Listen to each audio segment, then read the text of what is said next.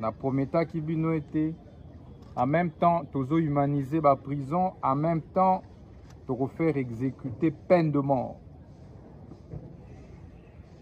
Donc désormais bakangio ozala lisusu na boloko te. To faire exécuter peine de mort ndenge boyebi ezalaka par fusillade topé par pendaison. Et qu'on servir na leçon na bakuluna ba bandi nyusu. To lingi lisu ko mona takuluna morote na ville à Kinshasa na ba ville nyusu ya mboka.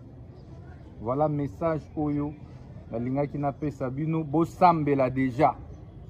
Bo senga déjà pardon na Nzambe na bato bo salaka ma mabe. Merci. Oh, 24 personnes. 24, hein? 24. Oh, il faudrait photo 24. Ah, 24,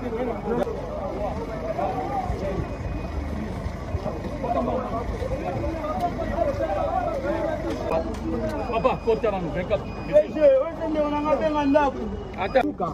Merci. Oh.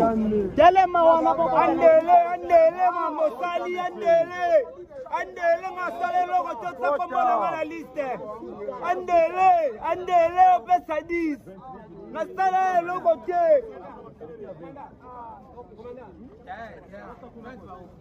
boloko balede na prison bakanga biso bakangonda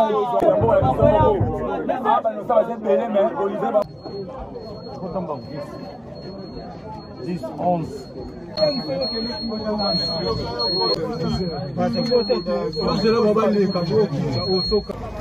Merci.